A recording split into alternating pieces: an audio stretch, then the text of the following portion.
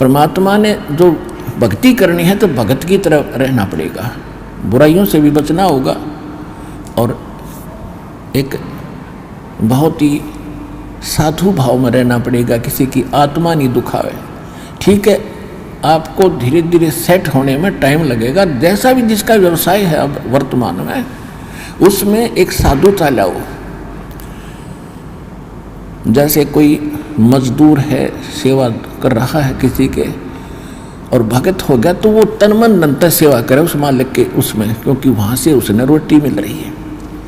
और फिर परमात्मा ऐसी प्रेरणा करेगा उस मालिक के अंदर, देख भगत आदमी होते ऐसा हो भाई, कोई चीज़ पड़ी रहो घर में उसके लिए मिट्टी समझे, चाहे पैसा हो चाहे सोना हो कुछ भी हो, अपनी मिली हुई 2 रोटी यानी 2 जो दिहाड़ी मिलती है उसमें संतोष सब्र करके देखा कितनी इज्जत बनेगी उसकी, और कितनी विनम्रता और उसके प्रति सद्भावना और उसका आदर बनेगा उस मालिक के हृदय में।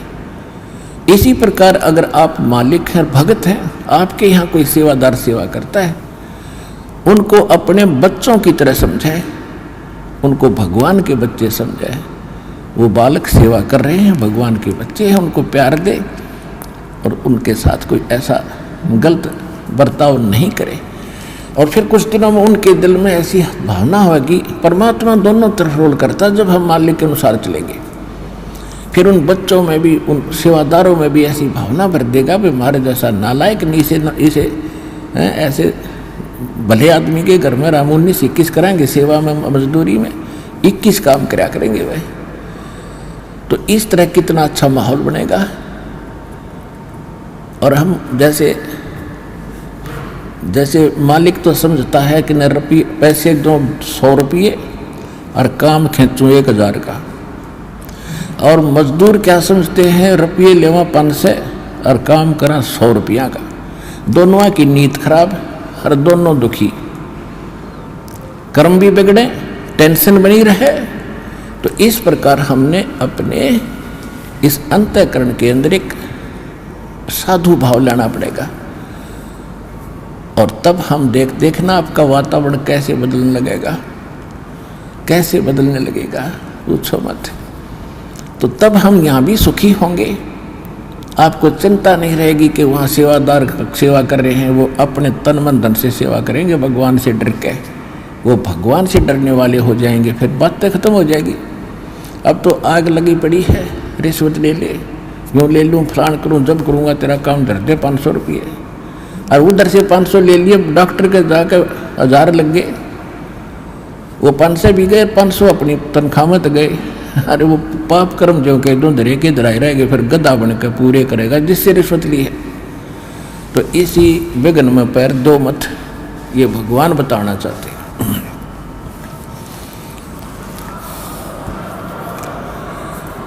और जब आपको ये ज्ञान होगा ना, जहर दिखाई देगा आपको, और जब आप नेक नीति से चलोगे तो पूछो मत।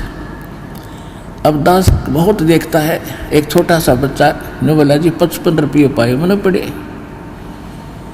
वो घर पे ले आया, घर वाले बोले ना बेटा हमने नीचे धर दे, अपना दान पात्र में डाल दिए, इस वजह हम नहीं खाएंगे। अब देख जिसके गिरे थे उसको पुण्य हुआ, अब यहाँ पर भंडारे में लग गए, और वैसे उस पर चवन्नी खर्च हो रही थी कि उसने विधि का पता नहीं, और वैसे कोई और मिल जाता, उसने जाते कहीं घुट्टी लाओ उसके 55 रुपये की, या कितने मांस मिट्टी खाओ उसको और पाप लगाओ। तो इस प्रकार हमारी नीत साबित होगी, भगवान खुश होगा, और जब भगवान खुश होगा तो फिर कमी नहीं रहेगी। हमने परमात्मा को प्रसन्न करना है, और परमात्मा प्रसन्न होगा तो फिर कमी किस चीज की, फिर तो क्या बताते हैं परमात्मा,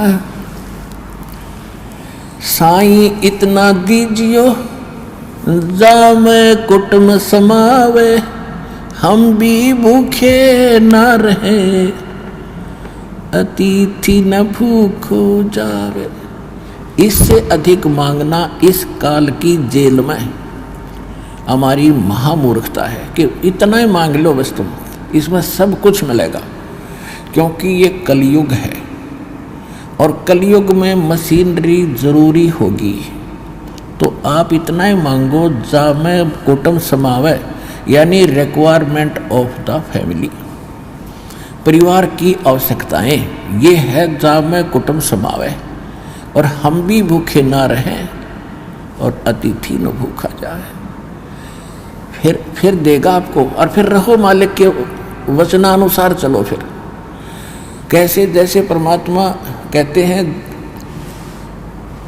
चिड़ी चोंच भर ले गई नदी न घट्यो नीर, दान दिए धन घटे नहीं, यूं कह रहे साहिब कबीर। परमात्मा अपना साइन कर रहे हैं इस वाणी को बोल करके, कह रहे साहिब कबीर कि दान करने से धन नहीं घटेगा, ये नियम है ईश्वर का, परमेश्वर का।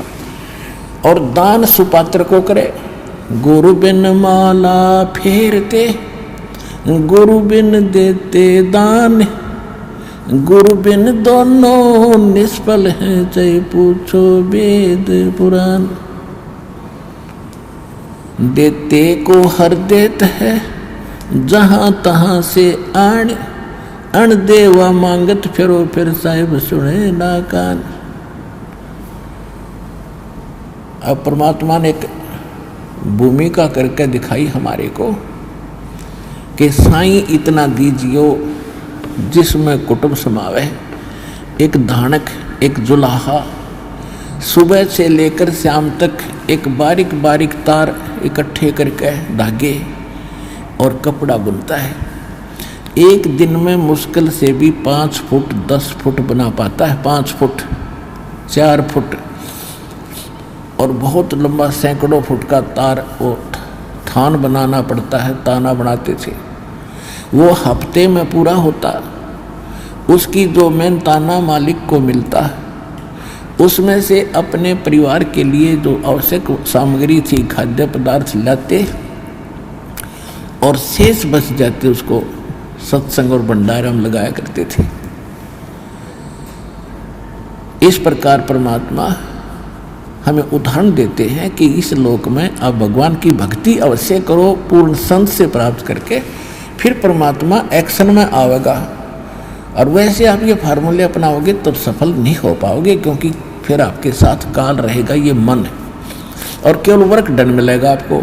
यहाँ वर्क से भी अलग मिलेगा आपको, किस्मत से भी न्यारा देगा परमात्मा, क्योंकि हम परमात्मा से कुछ और मांग ही नहीं रहे, इतना ही मांगते कि हमारी भक्ति बनी रहे और हमें कोई आवश्यक वस्तु का अभाव ना हो, बस इतना सा।